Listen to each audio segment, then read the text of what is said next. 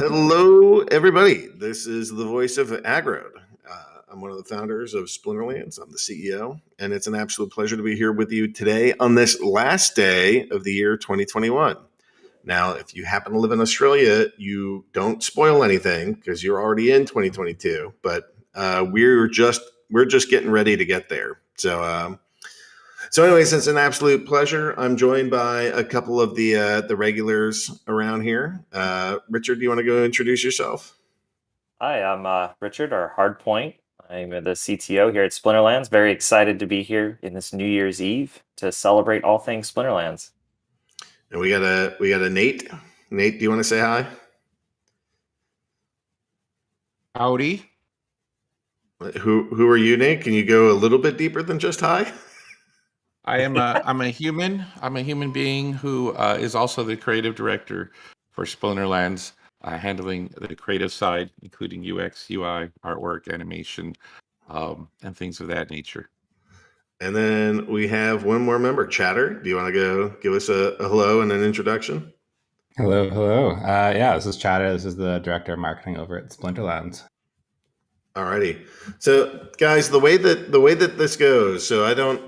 Liberty Lass isn't here this morning, so we don't have all the kind of automated pings and texts. The agenda for today, we start with some general, just general updates from the team. Following that, we're going to go answer some questions that people have left with us for the last week or so, and then finally, at the end of this, we'll go take live questions from the audience. Um, the rules for this thing are it's a balance of both peace and liberty. So your opinions are welcome. If you have hard comments that you want to share with us, go right ahead and share them. The only request is that whatever feedback that you want to deliver, especially if it's not supportive or helpful, we want to make sure that it's delivered professionally. So keep it PG-13, keep your feedback professional, and otherwise, let's get this thing under wraps. Now, I had said last time that the goal here was to kind of do like a bit of a year in review. And so I'm hoping that we can kind of walk through and talk through some of like the biggest accomplishments that we've had.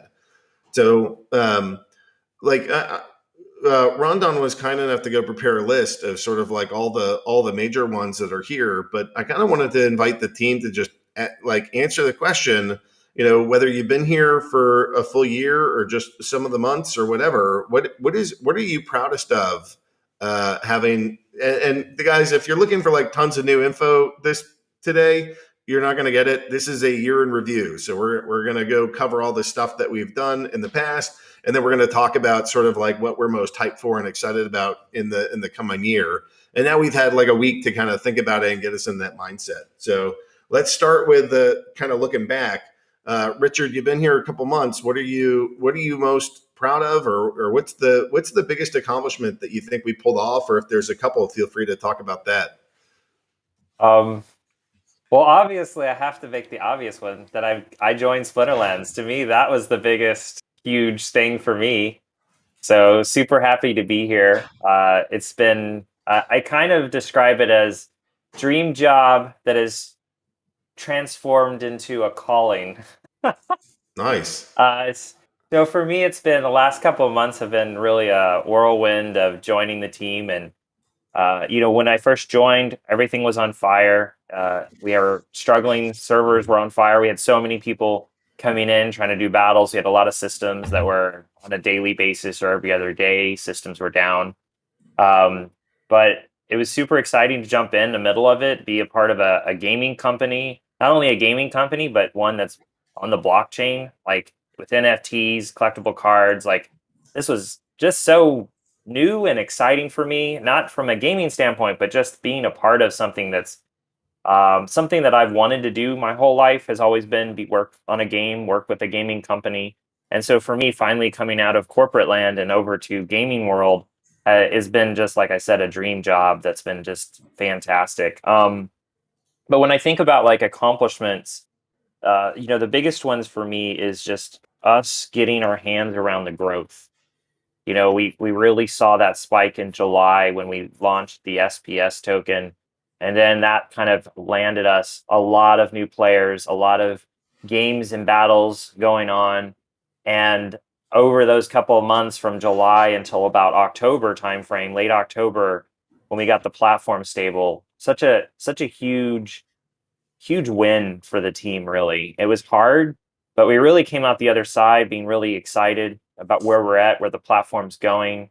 I just think about like all the hard work that we did, both from the development side, from the creative side, from marketing, every aspect of the team, support, and just like, all the different hooks that we have that connect us to all the different chains that we're integrated with, which is always something blows me away because usually when you talk about a blockchain game, usually you think about one chain it's supporting, maybe two, but like we have quite a few more than that.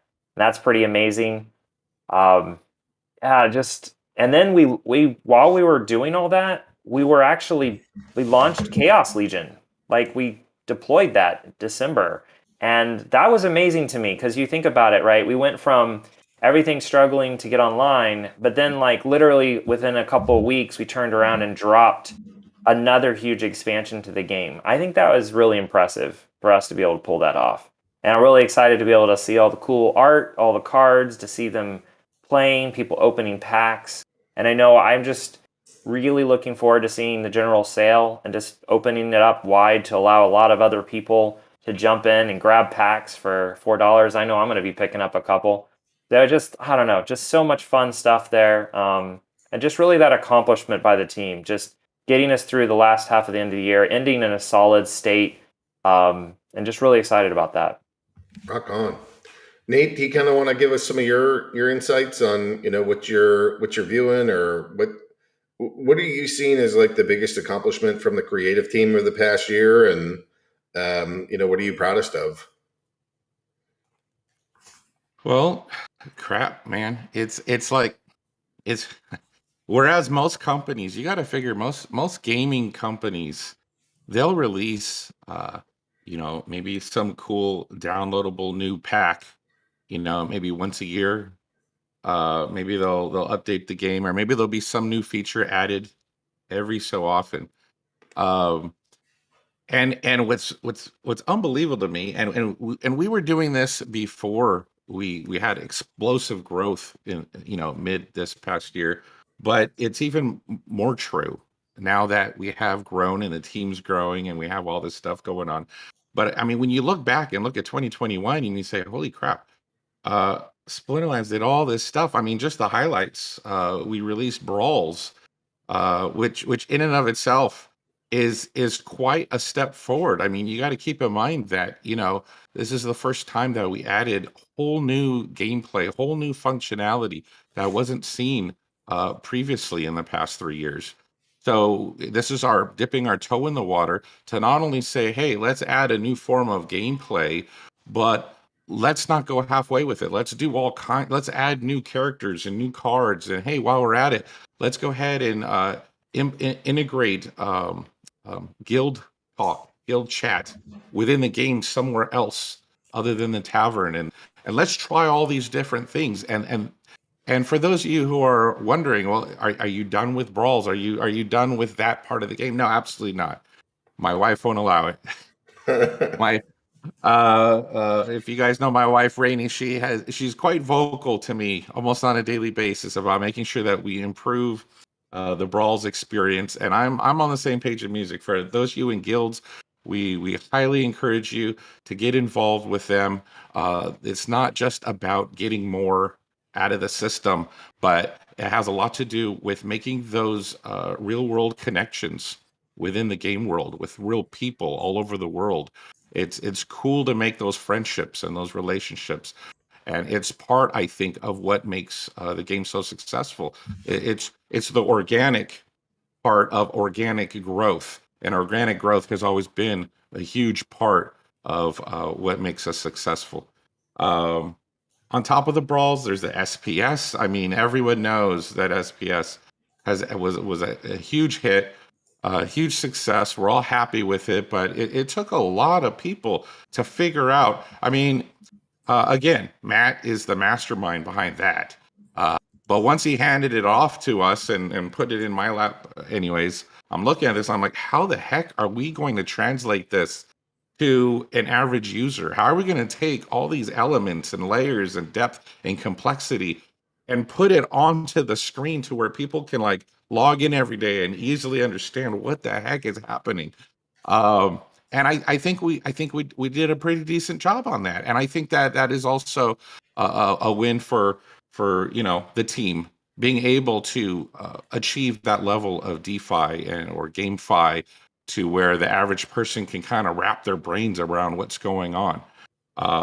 That helps a lot, and I want to see us continue to push that even further as SPS evolves and becomes the what it's intended to be, which is a governance token. Um, then I think thanks to Rondon for making this internal list for us of all the accomplishments, because a big one is selling out on land. We haven't forgot about land. Everyone's like win land. But I mean, to me, it was like that's a big deal. We sold 150,000 plots in 2021.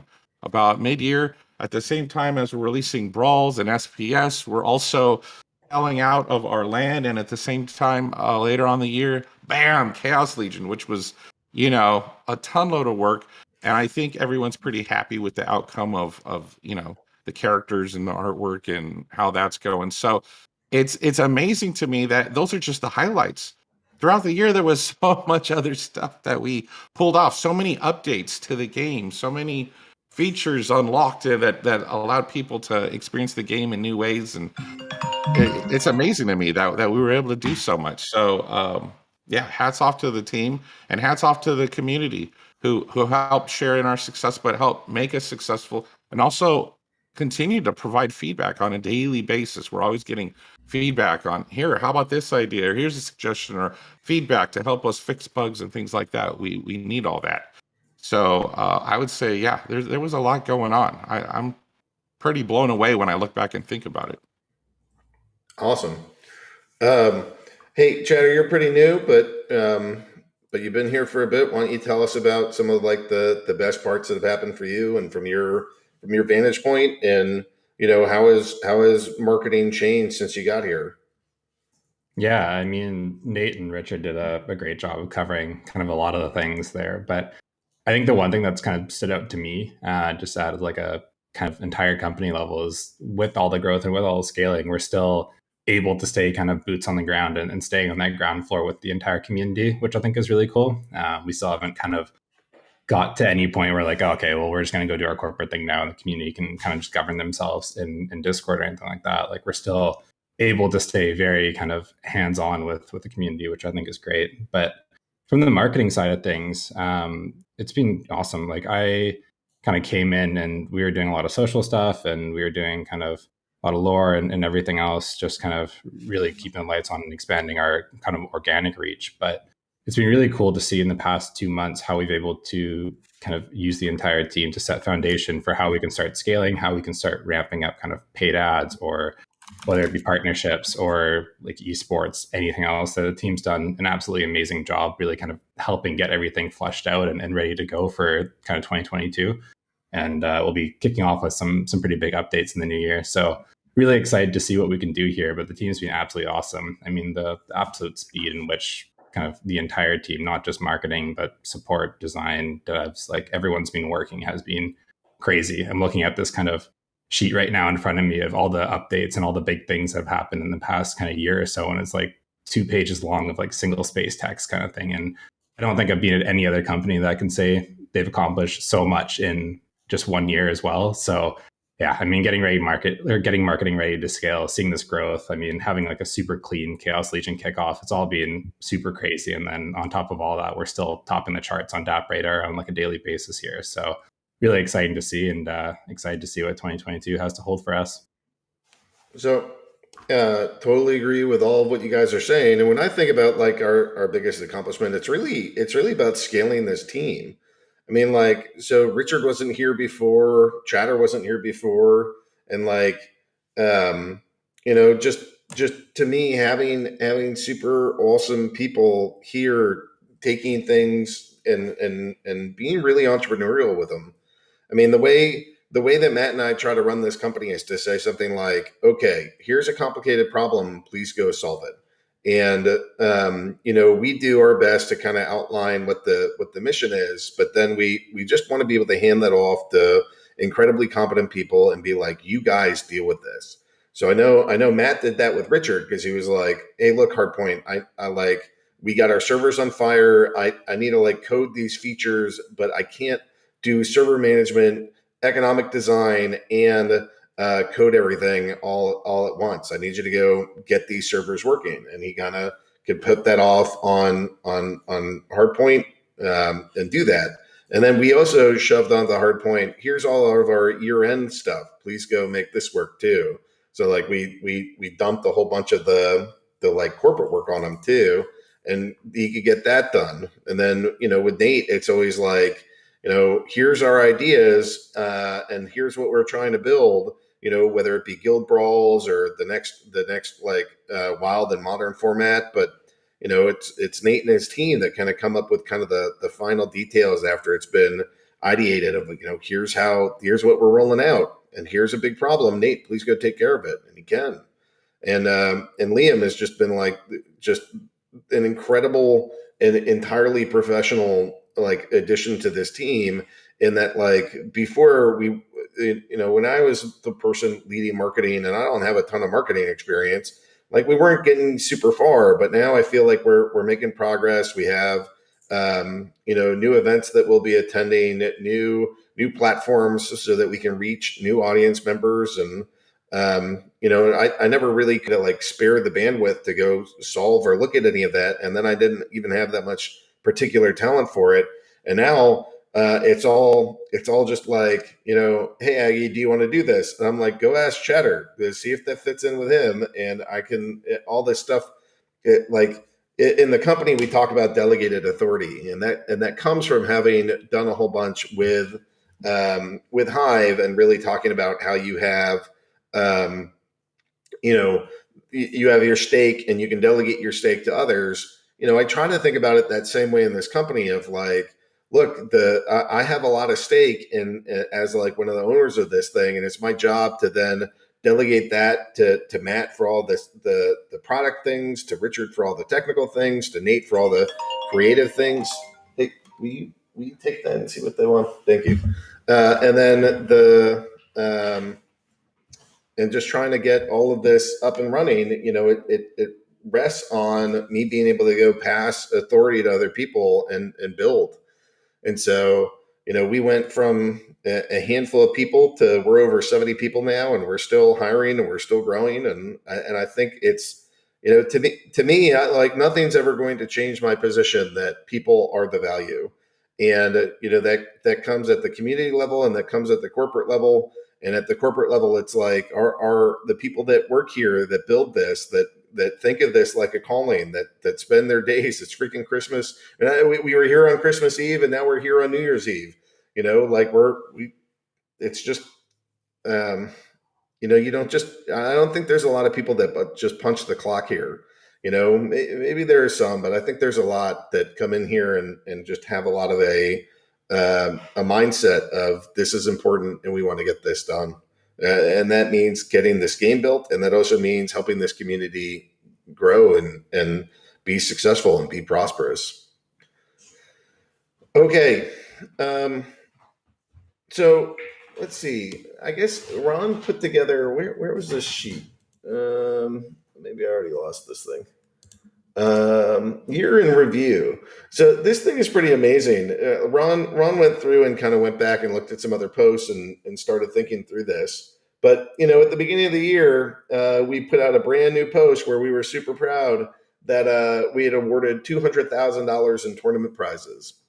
And if I go and I look on the website, and by the end of the year here, I think we're over $4 million awarded. Yeah, so we're just shy of 5 million. So that's a $4,800,000 difference in terms of what we've awarded. We put out new rule sets and reward cards along the way. Actually, Ron, did you share this in chat or like with the audience?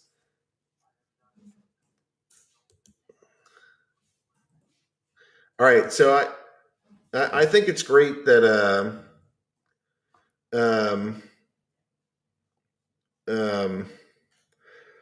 I think it's great that we have man, I just got distracted by a bunch of things. But I think it would be great to share with the audience because they need to see this stuff. So in February we had Splinterlands completes the asset bridge to the Wax blockchain. So like that to me is just like a giant freaking thing. We've pulled so many players from Wax into our game and our ecosystem. That was pretty phenomenal. Diesel liquidity pools for DEC are launched. So that was in February.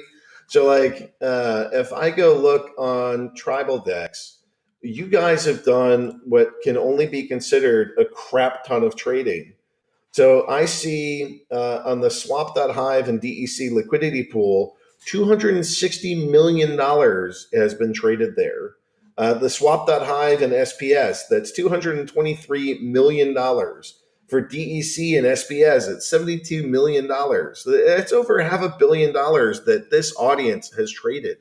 And that's not even, that's just on this one, just on liquidity pools, just in Hive Engine, or just on tribal decks. That's not even like, you know, the sushi swap pool and the Uniswap pool that we have now, or even just like the regular trading. You know, that's just one of those pieces. We've probably done over $1 billion of value traded. And then we completed the bridge to the Binance Smart Chain. That was in March. So that was kind of like what led up to us being able to be like, hey, I think we should go put our governance token here. So that's kind of a big deal. We have April, where Splinterlands announces the completion of the best quarter in company history. So we have blown April out of the water. April was such a chump month now, looking back at it. But, you know, that Q1 was awesome. We got Guild Brawls going.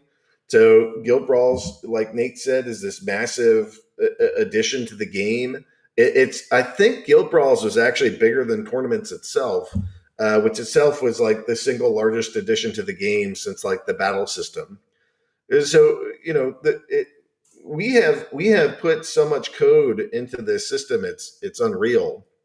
Then you get into May, and it's like card locking features for enhanced asset security. And then we in May we discussed how we're going to go launch the Splinter Shards tokens. In June we sold out of land. In June we sold out of Untamed booster packs. So that was the 5th pack edition. In July we got Zen Sports going, so we really started our first esports partnership with them. We had the brand new card rental system that was in July. We had completion of the private sale for the SPS token, and then we launched the airdrop. And it wasn't just like, you know, here's your airdrop. It's like a 5 or 6 chain airdrop. I mean, go find me anything else that's as sophisticated as that.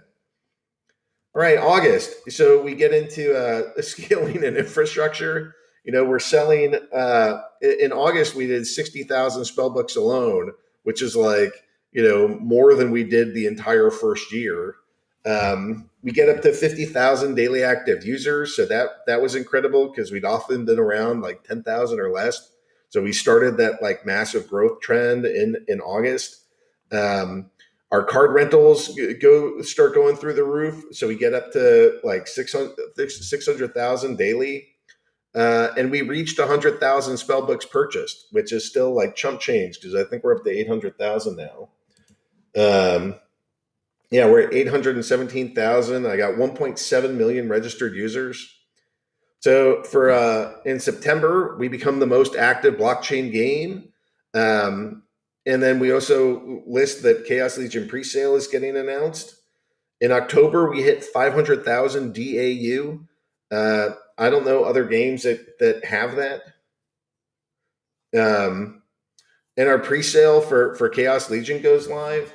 So with the presale, that's done like extraordinary. We've done we've sold like 1.5 million packs, which if you put that into context, you know, all of Untamed was 1.5 million packs.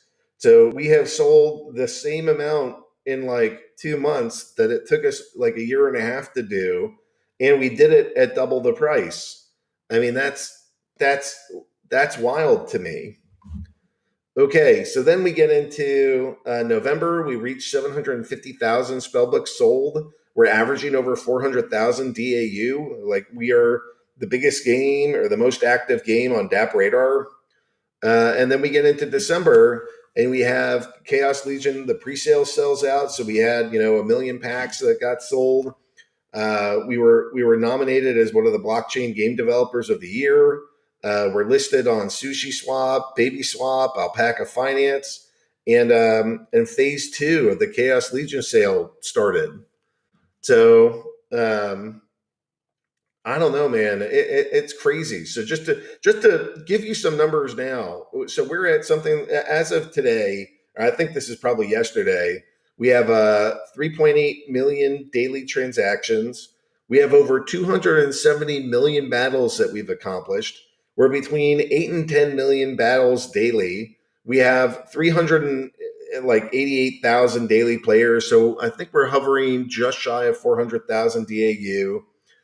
We have over 7,000 daily signups, over 200 million for the card market cap, which is up last year is 20 million, and we were struggling at times to keep it at 20 million. Now we're over 200 million. There's 100 million for DEC and SBS and market cap, and nearly $5 million given out in tournament prizes. And I think the kind of unsung hero for all this is the support team. So we grew the support team from 1 person to 25. We streamlined and sped up a lot of the support processes for issues like keys, account management, KYC, and bridge transfers. We had 35,606 tickets created over the course of the year. We're down to 1,114 unsolved tickets, which at its height was like over 10,000. So we dropped that 90%. And then we have just shy of 35,000 tickets that have been solved. I mean, sometimes I feel like players are still asking me, what have you guys done? You haven't coded anything recently. What have you done for me lately? But like when you look at all the things that we've accomplished, that's a giant freaking list. Anything stand out for you guys on the call here? I think I want to throw out one thing. When you say people ask us like what's going on, if you go over to our release notes, I'm going to drop this in chat here. You can really see, and I think you talk about Matt and myself, but I think people got to realize it's not Matt and me coding anything anymore. It's we're still doing stuff, but like there's a lot of other developers that are working very closely with the team right now, and those guys are killing it. And if you look at these release notes that I just dropped, which is on our public site, you can see just how the volume is starting to kick up of changes. And right now everybody's sort of in holiday mode. We're all kind of here visiting family and doing that thing, but next week everybody's coming back. We have a meeting on Monday afternoon where we're going to be going through everything and grooming our backlog and starting to tackle all the 22 stuff. So there's a little bit of a lag right now because we're trying to let our team respect people, right? And this is something I think is really cool about this company. It's different, is that the way we think about people are the value. And it's not just people are the value that we're going to extract. It's people are the value, and that's why it matters that we take care of them. And I think that's so important. And when you think about that, we don't just think about to our customers, we think about our team members. And how that translates is encouraging the team to take some downtime during the holiday season to be with family, to have some downtime, to cycle down, to rest. And I think that's one of the things, we're kind of a little bit of a lag here towards the end of the year, but everybody's coming back, next week. Everyone's going to be back on deck. We have a lot of really cool projects, so I'm sure we'll probably touch on some of those soon. But like, so cool just to see the buildup of energy, if you will, of the team. And if you think about from a development standpoint, we have close to 15 developers now, I believe, on deck, and all those developers, we have, of those developers, we have at least 3 new developers that are coming on full time starting next week. We have at least 2 other developers who are going through our trial program. That's at least 5 developers. You know what's crazy about that? July, we had 1.5 and then some part-time developers. We literally have enough developers coming on next month that represent almost 4 to 5x the capacity that we had in July. And that's just the new developers. That doesn't include the 10 other developers who are working here too. So that just kind of, if you guys can go from a percentage standpoint and think about just what that means under the hood is going to get accomplished in 22, it's phenomenal. And basically every time I talk to Aggie, he ends the conversation by saying, hire more devs. Yeah, it's And good advice. yeah, and the only reason that I have been lagging on that is because I'm doing corporate contracts at the end of the year. But we are rapidly moving in a direction which just we're gearing up the team, we're getting people on board, and the one thing you guys got to realize too is you're going. You know, we have a lot of stuff that's been given to us on the feedback.splinterlands.com site, and we're actively watching it now.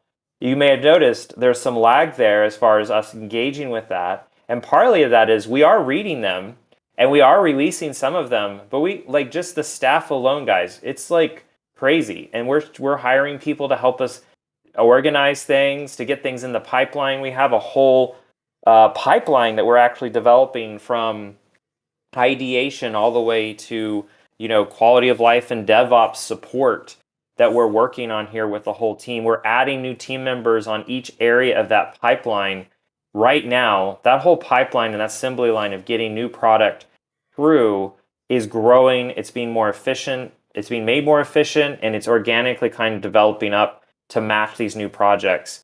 And I think what will be interesting is, and I said this a couple of weeks ago and a couple of months ago, when we were talking in October, I said, guys, just give me a couple of weeks. It's going to be really different. And here we are, end of the year, and I'm looking at just the release notes here and the list of like how much stuff is getting accomplished, how many fixes are being put in, how many minor changes are being added. It's just like that growth has just been incredible. And I'm telling you again, this is my prediction right now. Watch over the next couple of months as this company kind of gears up. The amount of capacity we're bringing in, the type of projects we're doing, what's going to happen in 22 is going to going to make 21 look like nothing.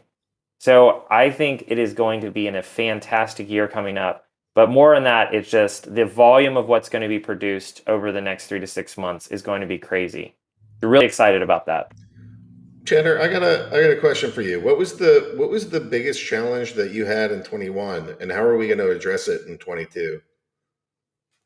Yeah, I mean, I think the biggest thing, kind of going back to what I was just saying earlier, is really building foundation. A lot of advertising, a lot of kind of marketing within crypto, all the big box kind of corporate companies see us as aliens at this point, and it's really going to them and trying to explain that we're not these like different species, creepy alien people that are just trying to steal money from everyone and really get our foundation set there. So we're at the point now where pretty much everyone, I think, except for Twitter, is at the point where we're good to start marketing with them. Twitter, we're still working on right now. But yeah, I think that was kind of the biggest hurdle. And now it's, okay, how are we making sure that all of our ad tracking and all of our kind of analytics for every different marketing campaign are getting launched? How do we make sure that every time a user comes in, we're being able to kind of track them, remarket to them, and figure out that kind of full funnel approach? Because kind of and I won't run too long here, but we have different cohorts and different players and different kind of user bases from every different demographic and based on kind of behavioral aspects. And so let's say someone coming in from Europe or someone coming in from Southeast Asia or Canada, they're all going to kind of behave or interact in different ways of our website. And we need to figure out how to market and curate that experience for them as best as possible and make sure that we have different tracks for all of them. So it's a lot of kind of cohort analysis. It's a lot of kind of market analysis and behavior analysis, and then also setting up foundation and figuring out all these things and how to blend everything together into like this one big streamlined, efficient wheel. And right now, I think all that mapping is pretty much done. We're pretty much set for 2022 at this point. But I think that was kind of the biggest hurdle, is really just like, how do we lay the land and how do we get everything set. But I think we're there now. So really excited to see what we can do. Sweet. Nate, what about you? What was your biggest challenge in 21 and how are we solving it in 22?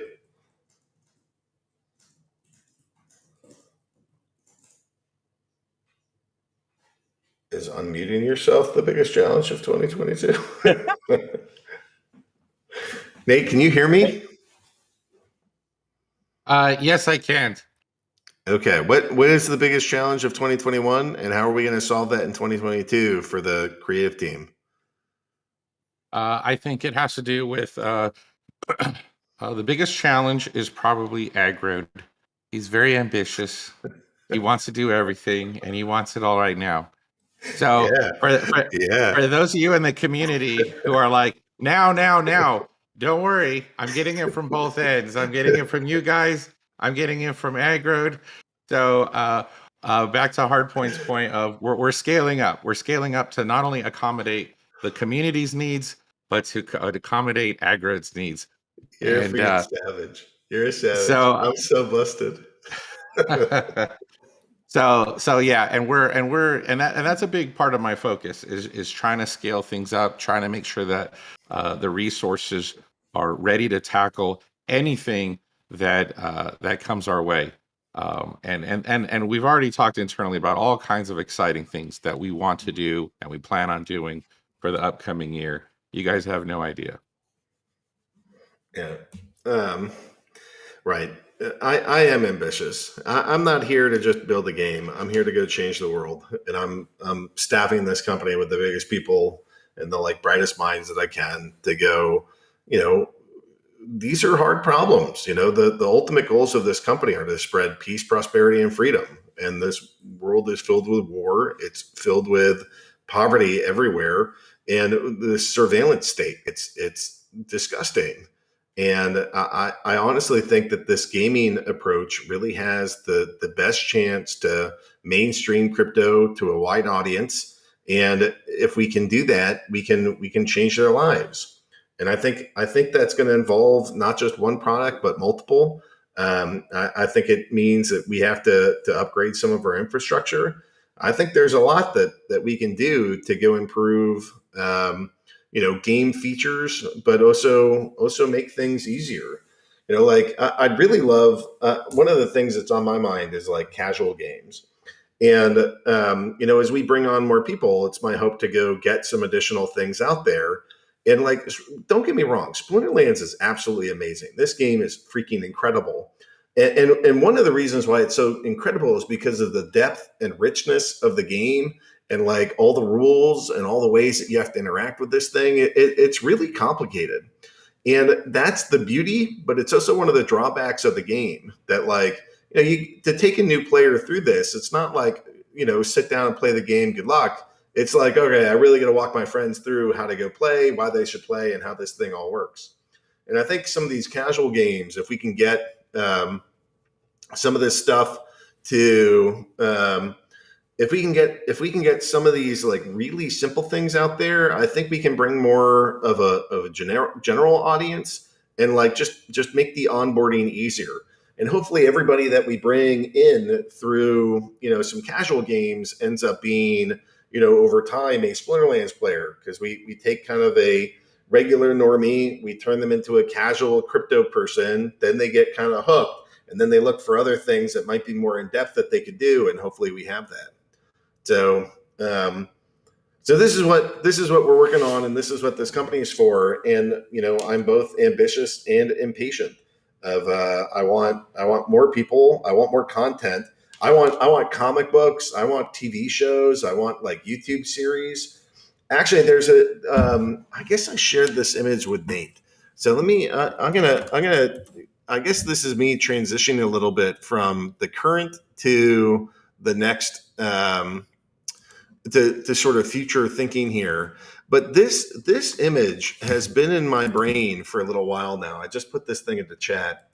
And what it is it's a picture of Disney, and it kind of explains how Disney thinks of itself.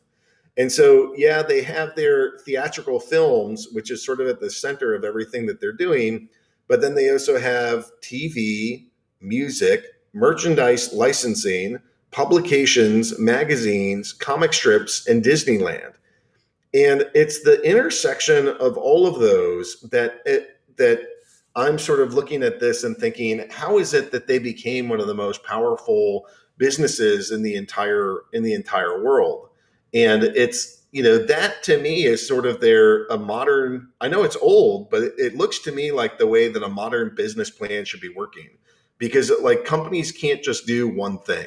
You have to integrate at a couple different levels, whether you're going vertical or horizontal. And so to me, I'm seeing gaming platform, I'm seeing media company, I'm seeing uh, you know DeFi as like a core premise of what we're doing. Um, and maybe even physical place. I mean, I'd love to see Splinterlands be like a physical island that we can all travel to. And 2022, it might not actually be unreasonable for me to think that we could get there. So these are the things that are on my brain. I want Splinterlands to be doing more. I want us to be more ambitious. I want additional games. I want additional content. I want additional ways to interact and additional currencies. The whole gambit. Um, and I think that as this community grows and builds, and there's more that we offer the world, I think there will be more reasons to hold and trade and interact with our ecosystem. And so I have this Disney map in my mind, and I'm thinking through, what does a Web 3.0 Disney look like? What does a Web 3.0 Steam look like?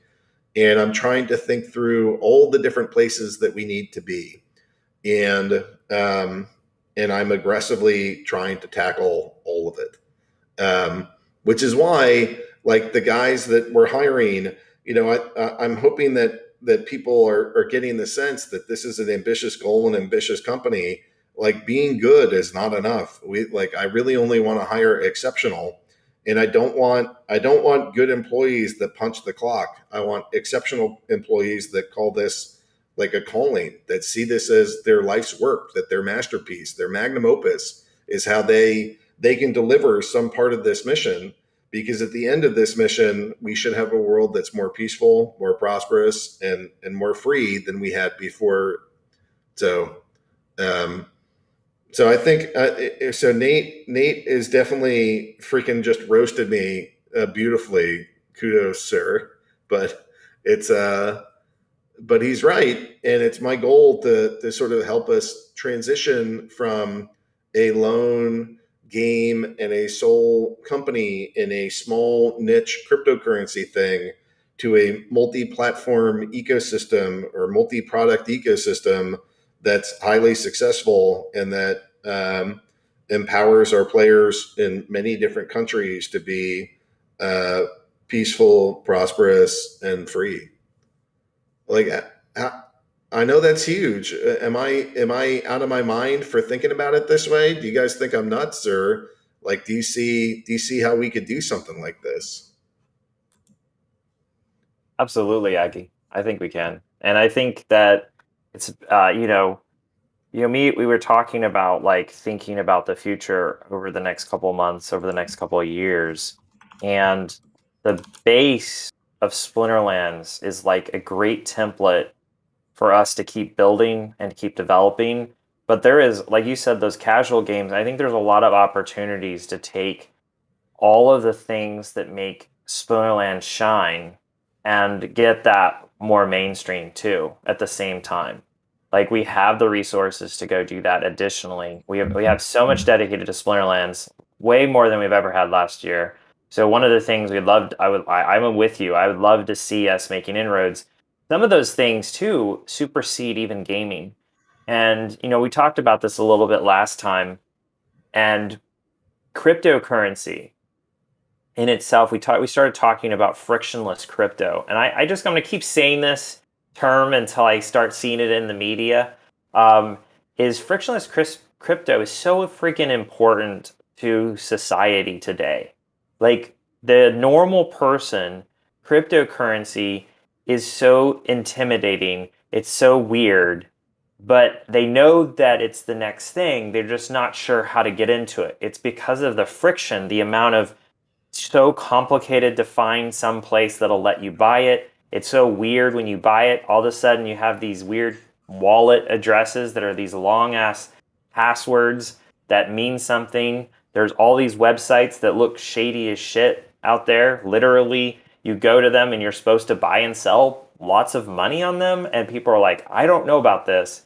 So, to me, one of the things that Splinterlands has the unique opportunity to do with our influence is to start making inroads into how do you make crypto frictionless. And I think one of the coolest things that I really discovered, because I've done crypto for a couple of years, and when I logged into Splinterlands the first time and I bought a spell book and realized that I just did a PayPal transaction for $10 and I had all of a sudden a wallet on the Hive blockchain and I had access to buy and sell NFTs and crypto, but I didn't even know I was doing it.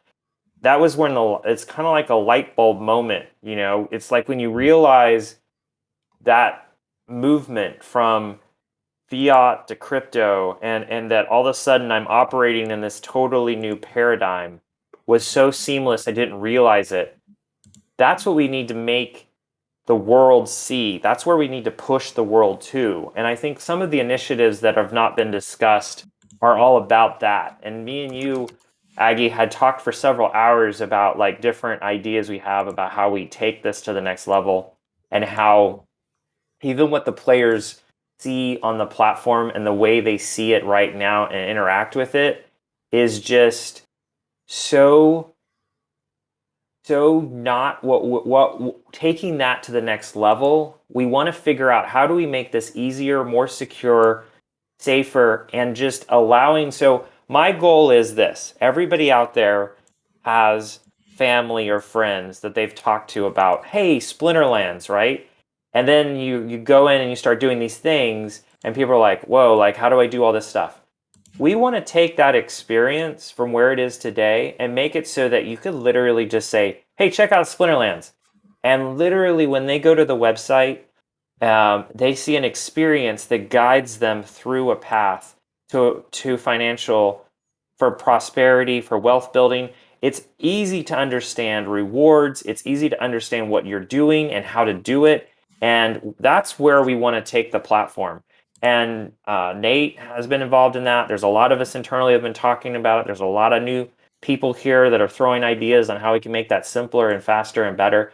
So I'm just, when I look forward to 22 for me, land is amazing, but like just kind of right underneath land for me is just how do we take this platform and make it frictionless to get involved? How do we make it easy to see like what you're earning? How do we get in there and how do we make it see easy all the different ways that players are earning? How do we see how the game experience and crypto come together in a seamless union?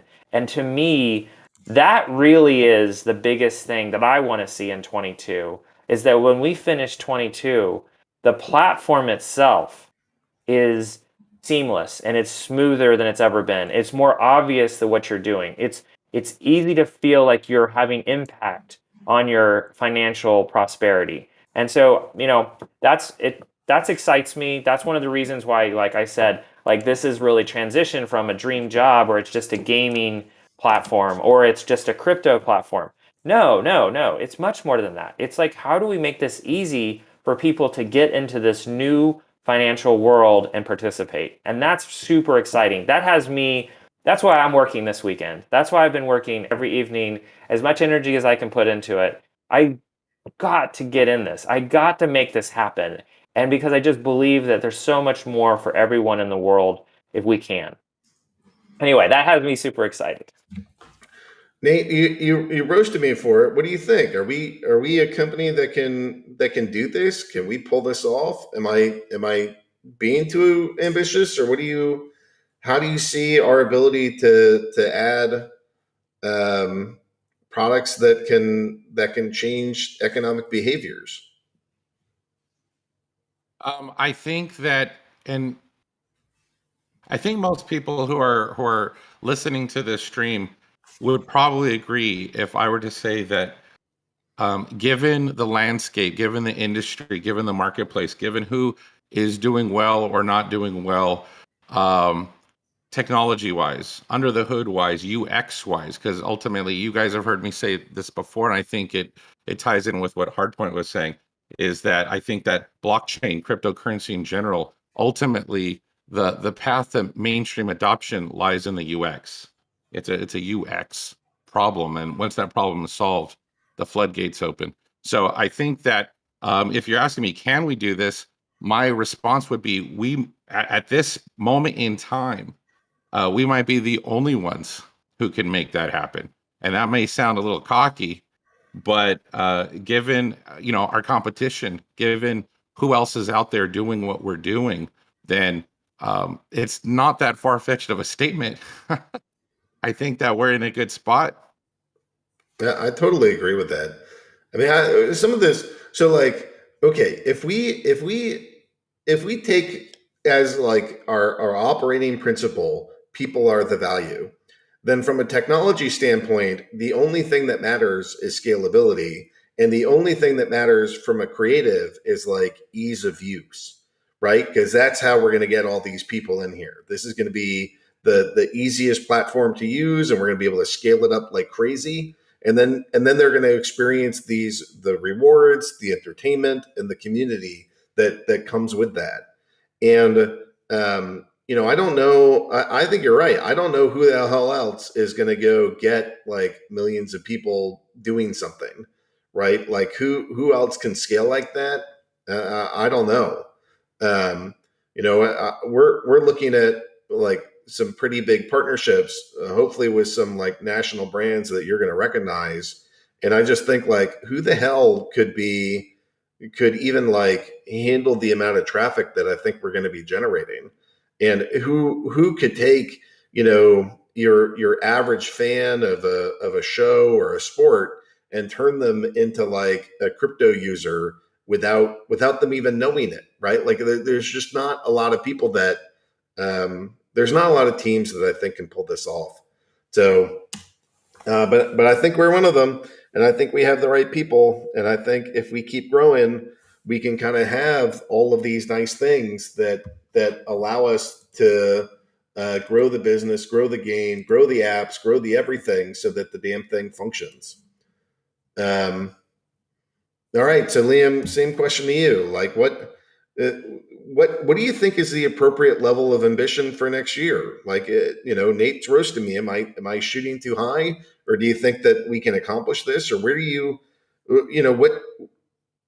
what I generally want everybody to do? This is like a little bit more spiritual than not. Is like take some energy out of their heart, pour it into sort of this common globe that we all carry.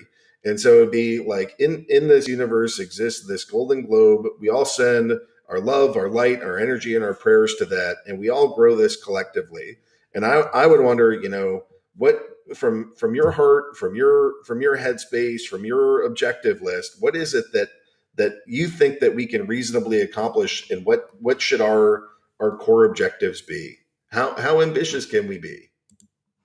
Yeah, I mean, from the marketing side, I mean, I'm a little bit biased because I'm not the one who has to necessarily code out everything or design everything. I just have to kind of help market it and make sure that the public's seeing it. But I say, why not shoot for the stars? Like, why don't we get super ambitious and try and do absolutely everything that we're planning on doing? I mean, from what I'm seeing right now, like we're scaling quite well. Yeah, it's been a lot of work, and sure, a lot of the team members are wearing a lot of hats, but we've also done a great job of trying to hire in for a lot of that talent. And kind of as Richard was just saying in the chat there, we're building an entire product design team for the devs just to handle that one little facet of the industry there. So I think we can do it. Like I think as long as we're kind of super attentive to what our goals are and we're sticking to our guns there, like I think we should be fine to realistically scale up. And what does that look like? I mean, who knows? Maybe that's us going and then just even like first quarter, all the plans that we have right now with like the DAO, and then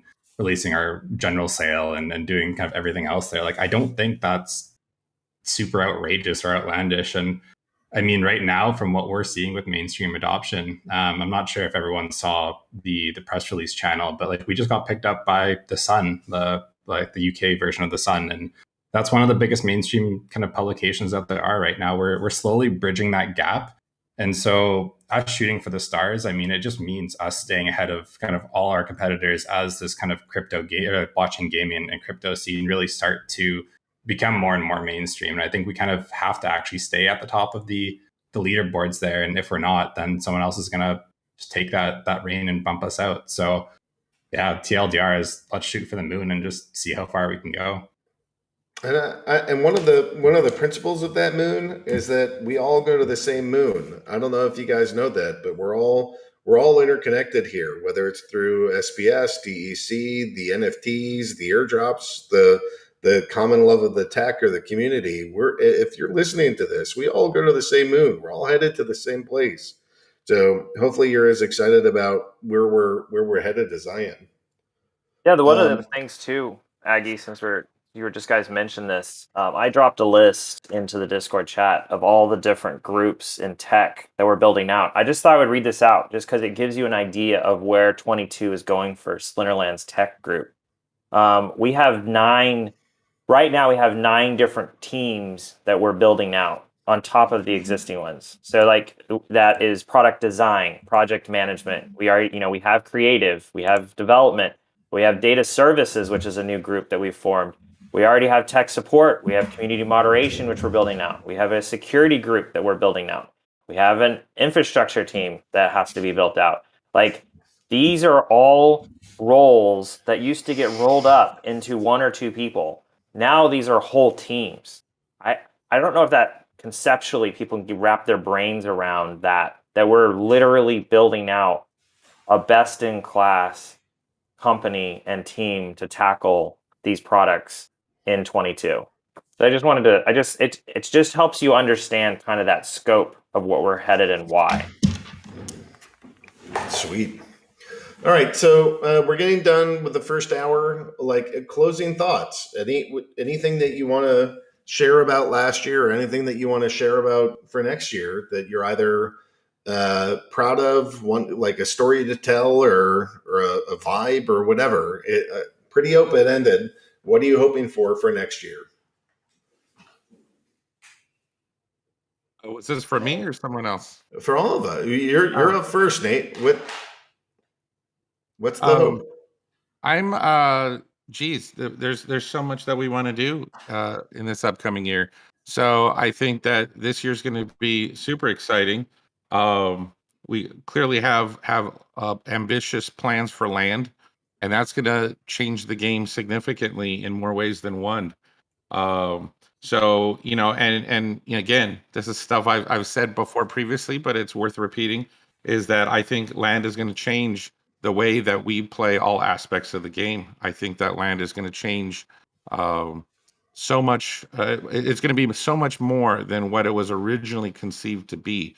And maybe you won't see all of that realized in this upcoming year, but in all years following, I think that it'll prove a foundation upon which you see Splinterlands as more than just a card game. It's going to be an immersive, just you're gonna log in, and you're going to have so many different forms of gameplay, different ways to spend your time.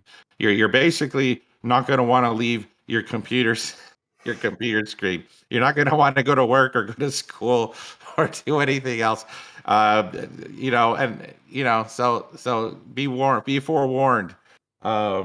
We want to keep injecting the game with our heart and our soul and all the things that we love and all the things that we as a team want to be able to. We're creating a game that we want to play. That's always been a driving force that fuels the development of the game. Is we're all geeks at heart, and we want to see this cool thing that doesn't exist. And since it doesn't exist, let's make it. And so just keep that in mind when you see upcoming updates and features. So I guess that's what I got. Rock on. What about you, Chatter? What are you most excited about? Like creating, building, or I don't know how you think about your role, announcing, crafting, delivering. Like I don't just want to say marketing, but like what are you most excited about? Yeah, I think from my side, I'm not going to bore everyone to death with all the different marketing channels we're planning on spinning, but I think the end result is really what I'm super excited about. And that's one, making the game more accessible to everyone, not just the kind of like blockchain or crypto enthusiasts, but really how do we branch that mainstream? So how do we make our game more accessible for the everyday gamer? And a lot of that's going to be coming as like marketing brings in a lot of those net new kind of players and customers. But I think what's also really cool is how we're expanding outside of just the traditional kind of browser-based game. We're talking to a few different vendors of, oh, how do we make like a card game or a board game, or how do we go and actually get integrated into like other comic books and then eventually build our own main series comic book, and how do we build out these Splinterfest events and actual like in-person events where everyone can come visit. I think that's really what I'm excited to see is how do we bring Splinterlands out of this kind of digital landscape and really into the real mainstream world. Sweet. Richard, anything you want to tack in? Most excited about, or biggest challenge, or what's on your brain? Tell me about next year, and let's take us into questions. I think the biggest challenge for us is going to be getting really, really good talent. And because we have high bar here, and no offense to anybody, but we want to hire the best to put on this team. And I think that's one of the big challenges that weighs heavily on my mind when I think about like 22. Um, right behind that, what am I excited about for 22? Land. I mean, it's land. I'm not gonna lie, it's land. I'm super excited about that, and I just from what I've seen of land, and I'm looking forward to starting to go way deeper into it and just design it out even more and flush out the existing designs. But being able to do that, I mean, one of the things I did the first month I was here is go out to Wax and buy a land claim plot just because I'm super excited for land. So very excited about that. And also just, kind of what Chatter said, I just really excited about some of the stuff Nate's been working on, making the game more accessible to people and making it clear. And as we hire up with more creative, I'm just really excited to see the platform grow as a whole, more accessible. We talked about one of the subtle things that I really want to do in 22 is I want to get the mobile app going because that's where everybody is. And we talk about frictionless crypto, but then you talk about where everybody's spending their time. It's mobile. Most people are on mobile. And I'll tell you what, if we can figure out in 22 how to get a really slick mobile app in play on top of. Now we have one, but we'd really like to take that to the next level. Just way easier to use, way more intuitive. Think about it as your crypto in your pocket. And I would love, love, love, love to see mobile really take a huge step this next year. And I mean, honestly, that's where everybody is. I carry my phone with me everywhere I go. I want that experience to be one of the best experiences we have as a platform. So very, very excited about that too. And I also wanted to say something. It just, we talk about what we're looking forward to, but can I just say how cool it is to really work on a team, work with a group of people that care about the community, that are passionate about what we do, and that are really talented. And I can't, I say this sometimes, but I have to say it now. Getting to work in 22 with the team that we have to build this is, gosh, it's just mind blowing because, I get geeked out talking to these people as we're working through it because they're just so dang smart and creative. And it's less like trying to prod people to do stuff and more about, hey, like, you know, I want to be a part of this. It's like it's good. The creative energy here is just so phenomenal, and so very very excited about that. Very excited to be on the team. Very excited to get to work with this team and grow this team. So super excited. I'm also looking forward to general sale, being able to get some packs. I mean, I'm a player. I'm out here playing. I've been playing while we've been talking while we're doing it here because I just enjoy the game a lot. And I'm also just excited. I love the economy. I love the fact that when you walk into Splinterlands, it's like an iceberg. You kind of walk in and buy a spell book, but then everything you start touching, you realize there is more and more and more you can do. Like, I want to get into figuring out how to rent cards out and do that. I want to figure out how land works. I want to figure out how I can use each part of this game together and just really maximize it. And then, like, as I'm starting to use it more and more, I just want to make it more accessible to everybody to get everybody else on board, because it's such an enjoyable experience. So really excited about that. And challenges. I mean, crypto. Welcome. Crypto just by itself is a challenge, right? Blockchain is a challenge. Security is a challenge, and so those are going to be some big things that we're going to be tackling this year. Is how do we handle security? How do we help players have better security for their wallets and their assets that are on our platform? So that's another big challenge that I'm excited to tackle in 22. So hopefully you guys will start seeing some big, nice features coming out related to security and helping you with secure your crypto. So very, very excited about that too. I mean, I don't know. I could sit Aggie, you could just sit me down here for an hour and I would just talk about how excited I am. But it is a fantastic 22. I'm looking forward to and really excited to be here. Um, I'm going to go take questions in a second, but I just want to say thank you for a glorious 2021. This is the best year in company history. This is a dream gig. It is an honor to serve. Thank you to this community for allowing that to happen. Thank you for the team members for your work, for your efforts at helping to fulfill what I think of as the dreams of a mission-driven company. And just thanks everybody for doing that. So why don't you, Liberty Lass, if you'll hit us with some questions. These are the questions that came in from last time. This is not open questions to everybody. I mean, yeah, it's totally an understatement. I mean, we did 20 times more business this year than we did last. That's freaking absurd. How many companies do 20x years? It's just not many. All right, so here we go. It's a short list. It's only 2 pages of questions, so we should be able to get through this pretty quickly. Founder team member questions. Hey guys, what are you holding right now, and what is it worth? DEC or SBS? Man, I don't really like declaring what it's worth. It's kind of an embarrassment of riches, but I'm happy to share that something like 90% of my wealth is in Splinterlands, and it's probably even more when you consider what the equity's worth. But I hold DEC, I hold SBS, I'm in liquidity pools. I own a crap ton of cards, and I hold other cryptos, but it's to like help these assets trade and have when you go on to the tribal decks, there's lots of options. Can we get your current thoughts on totems? I believe early on in AMA it was mentioned that the more totems would drop in rewards chests. Is this still the thought? I don't think they're dropping in rewards chests. I think that you're going to mine them as you mine the land. But I mean, totems are cool. I'm pissed that I don't own more. I'd love to hear your thoughts about the land expansion and what it will look like.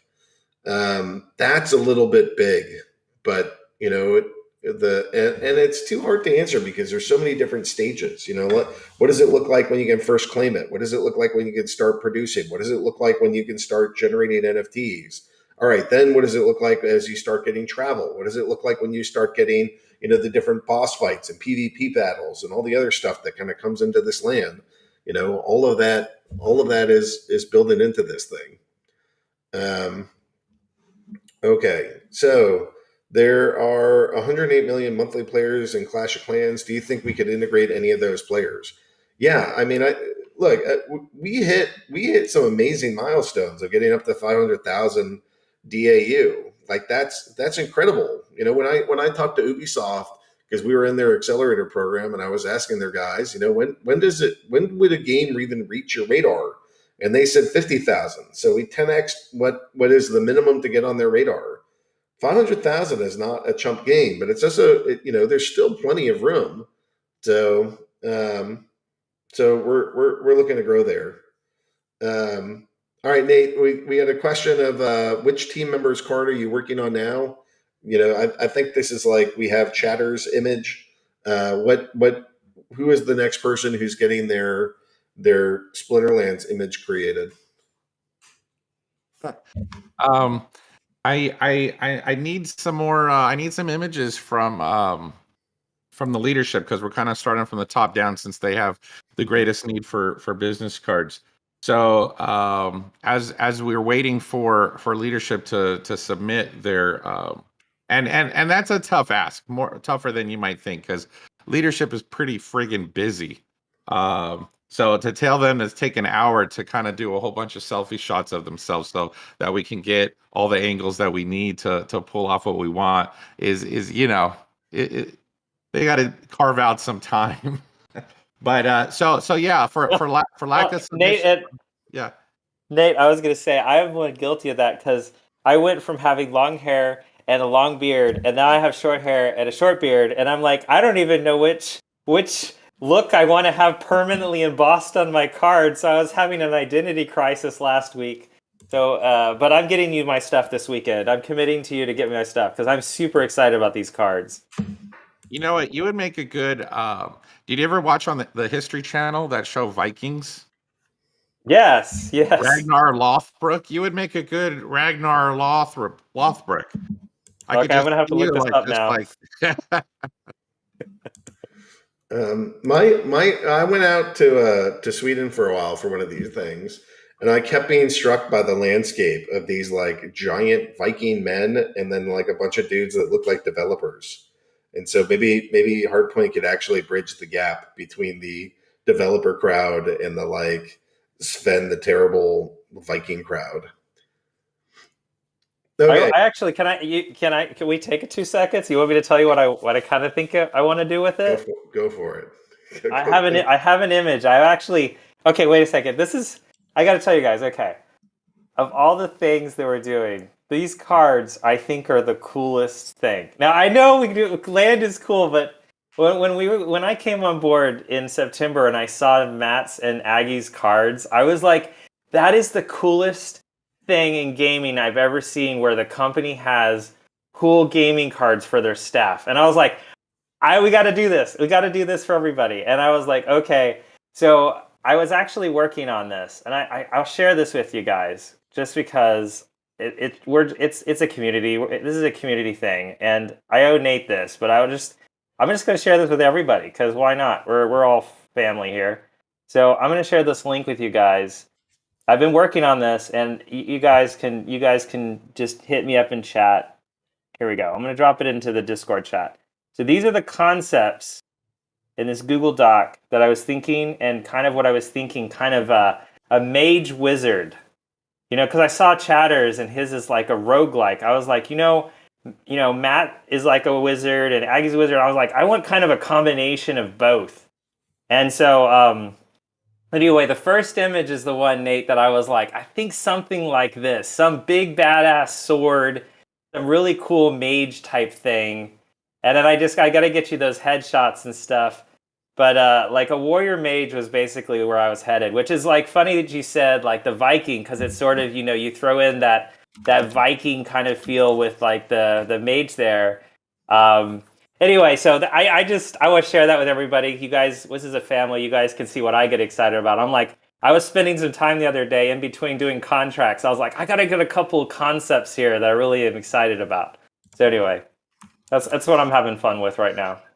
So there's a movie or video series called Bastard, which was a very fun.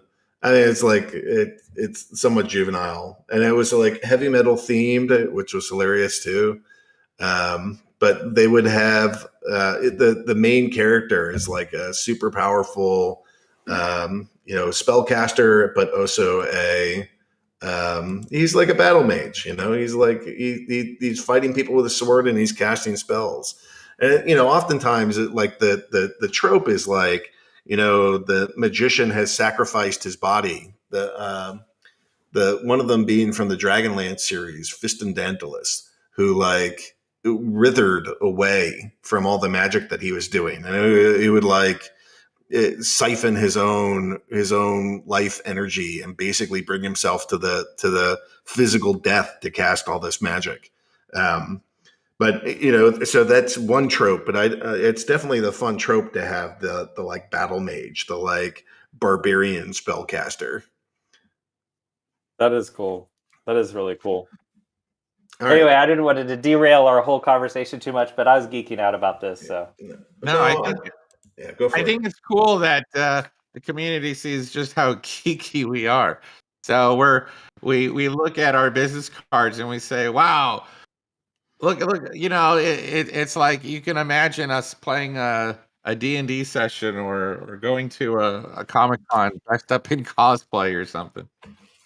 Yeah. yeah, I mean, I did it. hey, Just for the record, I got up on stage as freaking Dr. Blight. There weren't that many other people that were on stage in character. That's like in my mind. In my mind, I was talking to some free to play guys, and the free to play guys are like coming over to me, and they're being like, "Hey, well, it's really cool. A lot of our guys will spend 4 hours a day playing our game." And my answer is like, oh, that's neat and all, but we mint millionaires. Oh, so here's my card.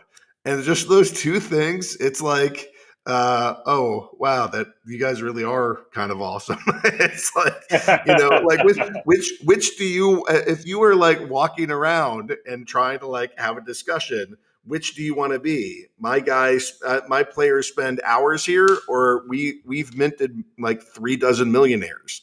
Which one of those is a cooler statement?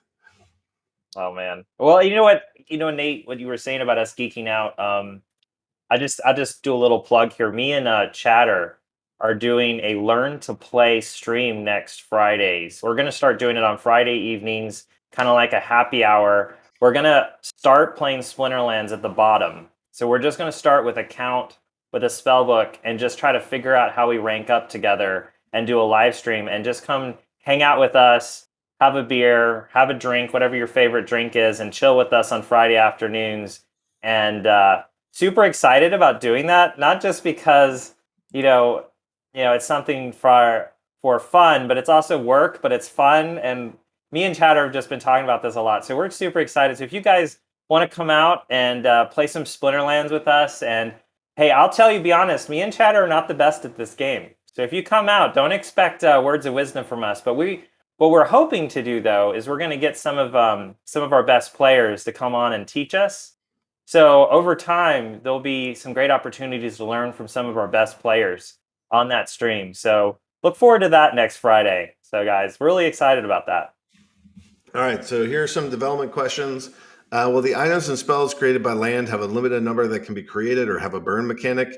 If not, it seems that over time the market will become oversaturated with the items and spells players are created. Yes, there's a burn mechanic, or yes, we'll build one in. And then in terms of, and keep in mind that it's like you have to go combine these things. So not only do you have to go make that legendary sword, you're going to have to somehow make 11 of them if you're going to want it to be max level. If you want those gold foil ones, it's going to be even harder. So I don't think it's going to be as easy as you think. I'm not worried about oversaturating anything yet. If anything, just waiting for this stuff to come out. Can you check and share how much % of daily active users are bots? I guess we've done a more recent report. Any numbers that you want to share, Chatter, from some of the DAU and the tranches that we've looked at? Anything kind of strike you that you would want to share? Yeah, I mean, as far as kind of daily active bots go, I can't remember what that number is off the top of my head, but following the kind of rank rewards changes when we kind of shifted over from bronze 2 to bronze, or bronze 3 to bronze 2, sorry, the amount of bots that were created on like a daily basis in terms of like spellbooks purchased and daily signups and everything, it went from, I think it was kind of anywhere between like the 50 to 20% range prior, but now it's like in the kind of 1 to 5% of all accounts, net new accounts that are being created are as bots. And knowing that kind of one farmer could create like 100 different bots, it's pretty cool to see kind of where that's going. I know a lot of players have been kind of up in arms about bots. So just know that like most of the net new players that you are seeing come into the game right now, only kind of anywhere between 1 to 5% of those are kind of bots being made, and most of them are actual real players coming in. Sweet. Um, is there a possibility that Dev should remove the Bronze League? No. What is the sense of putting bronze if you cannot earn? Well, it's about gearing up and learning about the game to see if it's something that you want to do. The Novice League is enough for practice. I disagree. Silver to Gold has very little amount of rewards either. This is play to earn, so why so hard to gain DEC even though the price is in DEPT? I don't really know what he means for that. But the main thing about play to earn that I've learned over the last year is that this is not free to play. Like, this is not a dopamine game. If you want like really easy free stuff, then go ahead and play free to play. The like, we have to hold the line and make it so that you have to invest or like invest your time, invest your energy, invest your money, invest your whatever. And then it's not even enough to invest it. Like, invest is such a passive word. Hey, I'm going to invest in that, and then a year later, hopefully, there'll be more money. Investing, like, I don't think I'll ever invest again. Like, the only option is staking, because staking, you are still in control. You are still the captain of your own vessel, and so you have to come in, you have to stake something, and you have to like navigate your team, navigate your finances, navigate your time. And like, the only complaint in crypto that I've ever heard, and there's really only two, and it's, I want more return for less investment and less work. And like, every single complaint that I've ever heard in crypto has some, at its core, is some version of that. And they hide it in a million different ways, but it doesn't matter. There's really only that, and so is a jerk. Those are your only two things. And what I've learned kind of on the opposite end of being in this game is that whenever we give away anything for free, we have disincentivized somebody from staking. Why would you stake? Why would you park some cash here if you could just get it for free? And so, we really have to be super fine tuned around, this is not a place where you just show up and get free money, because that means that I'm giving away community money. No, thank you. You can participate. And if you'd like to participate, there's ways that you can earn, but it's not just going to be because you showed up and high-five somebody. It takes more than that. All right, can Splinterlands turn the daily quest reward of Bronze League back? Nope. It really isn't low cost to join, as you said. We have to spend $10 and then more money to rent the card in order for us to have the normal quest reward every day. Maybe you will recommend that we buy cards, but that means we have to spend much more than $10, which isn't what you advertise.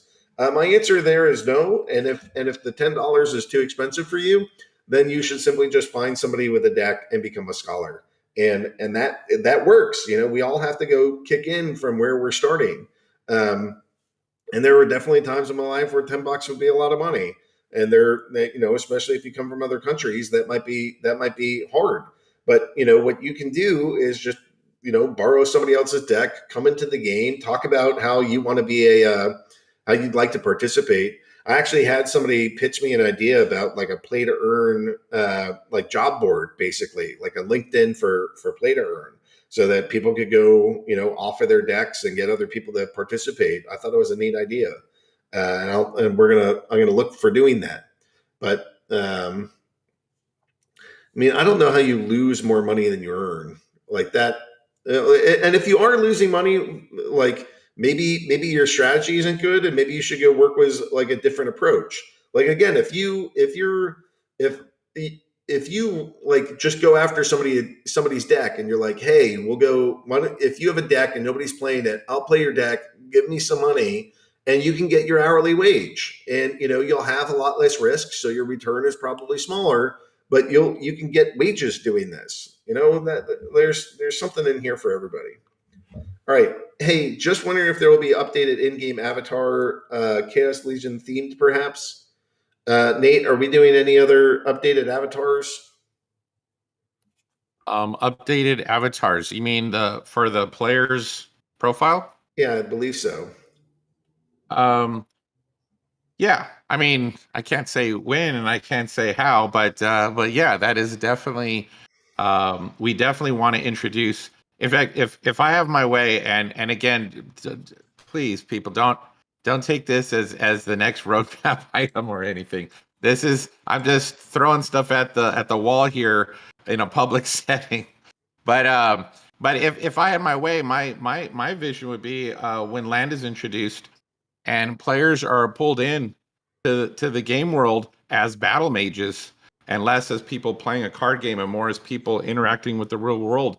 I would love to eventually see people being able to create their avatars just like you would in your typical online role-playing game where you choose how long or short your nose is, or your cheeks go in and out, and you decide your height and your weight and all of that stuff, and you kind of construct your persona within the Splinterlands. I think that would be pretty freaking cool. Where Splinterlands kind of take one more step towards an RPG experience, but we'll see how that goes. In the interim, I know that internally we've discussed quite a bit about how to best introduce more avatars, whether that's through an achievement system or through a voucher store or through so many different ways that we can offer more content that is cosmetic in nature to the player base.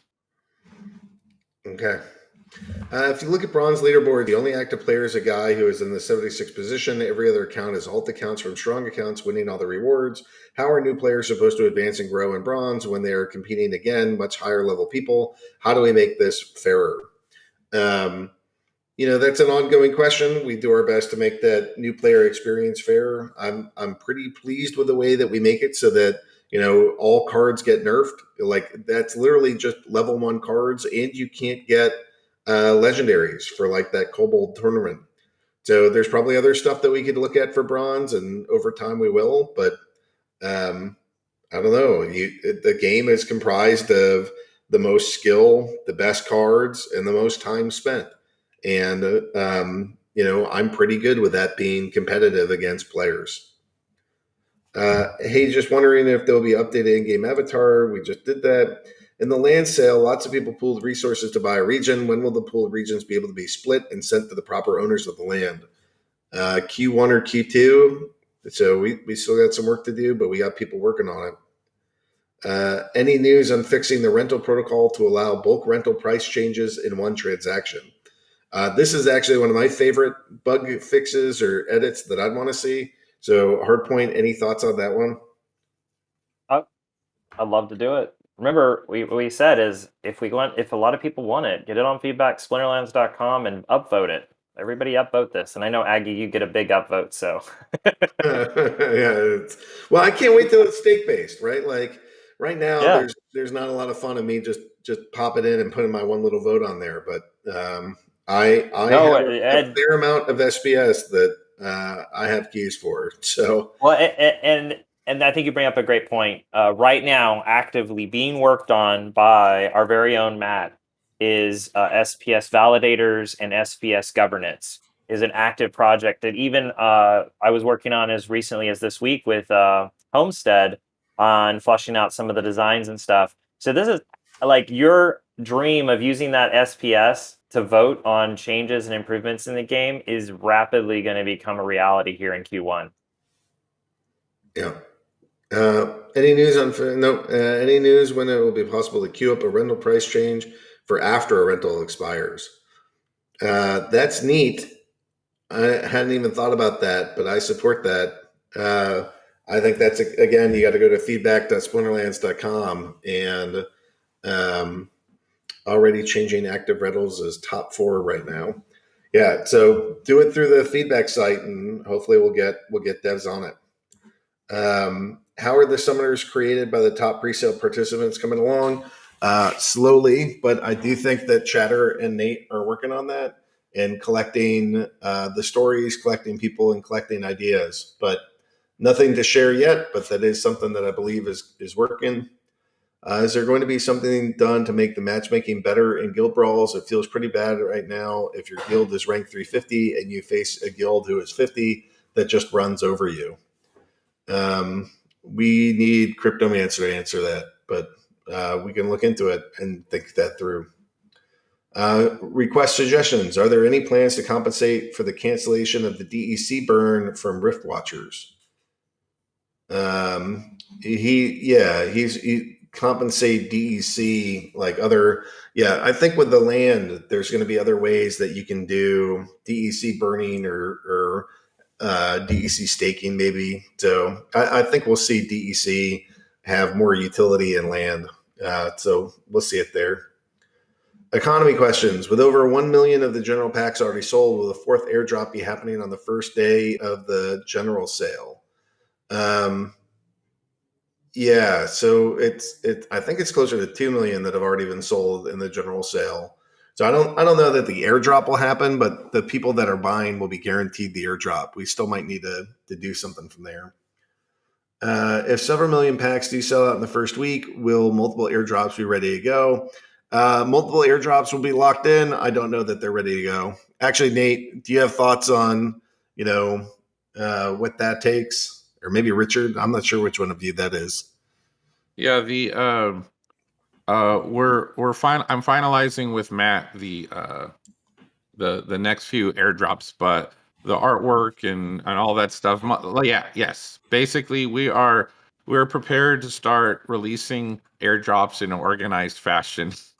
Over now, if the whole thing sells out, like if Chaos Legion just sells out the first day or something, then there might be a little scrambling, particularly since we still have to finalize collaboration with the top winners of the legendary summoners and things like that. But if we make some really good pack sales and we got to release some airdrops, then we're okay. I think we'll be fine. All right. Last year, an annual DEC burn was an incredibly important part of the economy. I understand that good news for SBS was needed, but there are other plans to correct the DEC supply, or is support for the economy being abandoned after the airdrop? No, I don't think that's too much to say it's being abandoned. We're going to go look for other methods. Like right now, I think that SBS is a priority, but we're definitely keeping our eye on DEC too. In 2022 SBS roadmap, there was a discussion about delegating staked SBS, but not player staking. For many of us, this is the most anticipated feature of SBS. Will we not see a player staking system until well into 2023 then, or was it simply neglected in the roadmap? No, I think we'll see that in 2022. I can't tell you when, but that it's getting worked on. According to the SBS white paper, the reward pool for tournaments should be 2,500,000 SPS per month, but for the current month, only 1,135,892 SPS were awarded. Why is this so? In part because the full amount for that to go in, I'm waiting for the modern and the wild format, because we're going to need wild and modern tournaments. So any SBS that didn't go out will sort of get tacked to the bottom or to the end. Why isn't there a tournament with big prizes for the very end of the year like last year, especially since this is the best year for the company so far? Actually, this is a good question.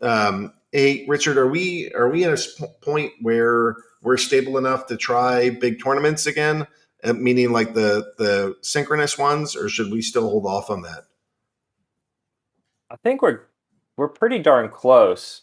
I wouldn't want to put the pressure on the team before the general sale because everyone's focused on getting ready for that. But I definitely think we're really close to being able to reopen that again. I would want to talk to the rest of the team and get a buy-in from them, but I would think we're getting close to that. All right. So just so you know, that's the reason why I've held off on some of the big like brawler ones are mainly because of just like some tech concerns. We're functioning as we are right now, and it's great. But adding those big tournaments is like a gigantic draw in the system. So I've been holding off, but those should be coming back. Hopefully, it sounds like not too long from now. There was no rewards regarding SBS for brawls in the current news post. What's the current status on that part of the white paper? So like everything else with SBS, we're building a foundation right now, and then we're going to add on more features to it. So the validator software is really like the top priority.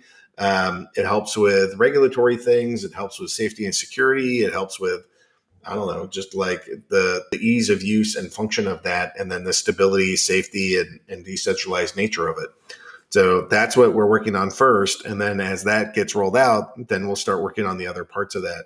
And I think that's basically Matt's baby. Matt's really working on all the SBS pieces.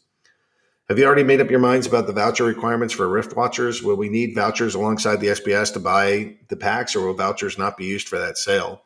I'm hardcore leaning towards 100% vouchers required for Rift Watchers, but we'll see what other folks say about that. We haven't really discussed. We don't really like. We won't discuss until it's a little closer. Maybe 20% won't be, but I loved vouchers. Vouchers are amazing. So it took me a while to sort of like get the community to sort of be on board with this. Honestly, you guys were a little bit slower than me in like thinking this thing is amazing. And then and I don't know, I'm not getting into it. I'm going to get triggered. For the general sale drops, will those only start once 4 million packs are sold out in the general sale? No. I mean, well, there will be airdrops that start basically immediately because we've already sold enough packs for that. I'm sure you will cover this, but in case you don't, what are the latest numbers on bulk sales of packs? I think it's around 2 million packs that we've sold. Some of that is to Splinterlands too, not that much, but we're holding some. So it's somewhere around 2 million. And a bunch of whales said, you know what, I just want to hold off until the general sale. So that's fine by me. But in total, we're at 1.5. We'll probably get another half or somewhere between 1.5 more. So that's 3 plus the 2. We might be a third of the way done with the sale by the time that the general sale even starts. I mean, like a third of the way done through all of it.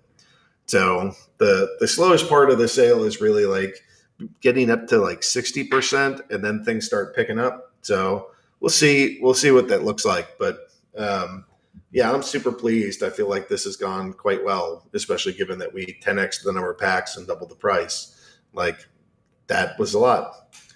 I'm sure you'll cover this. That was a bulk sale. And then is there a way to track what original VC investors are doing with their SPS? There are, and it's not foolproof because we dump into the same wallets every month. And I can't tell you what they do with their SPS every time, but you guys can track where that money goes into, and then you can track what they do with it. So that would be my advice there. Okay, that's the end of questions. That was pretty quick.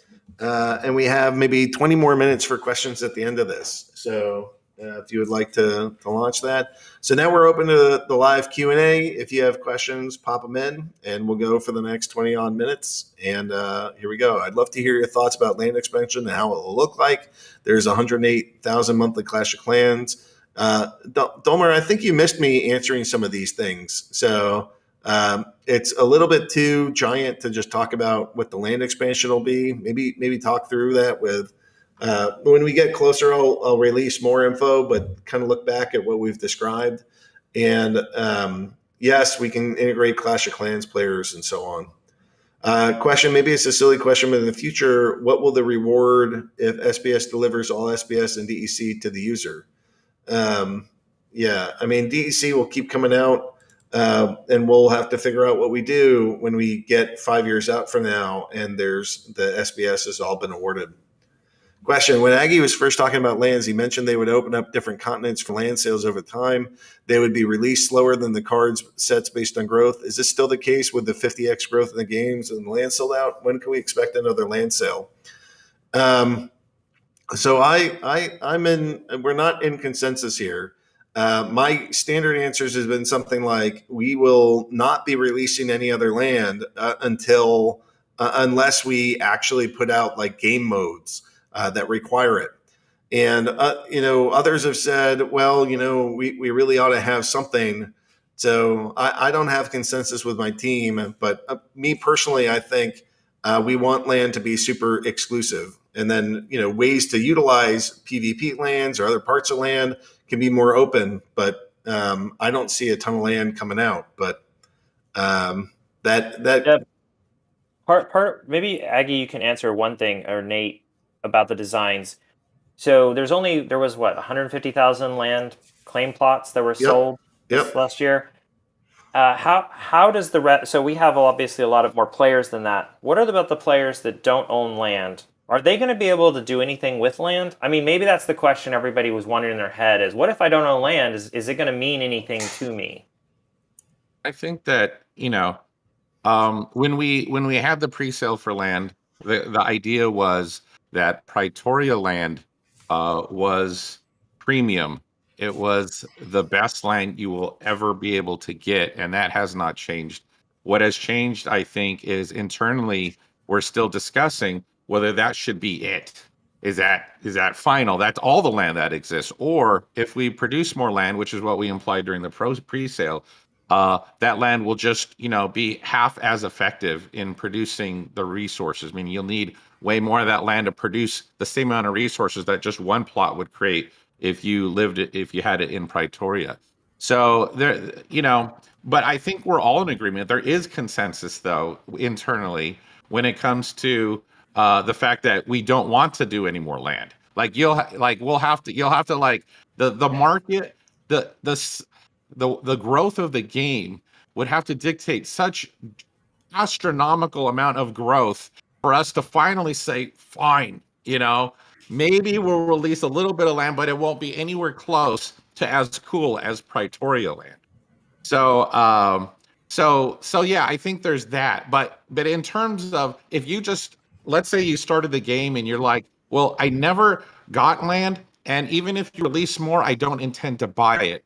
What's left for me? And I think that yes, definitely. I've had a lot of ideas, internally as to what we could possibly do, because you got to keep in mind.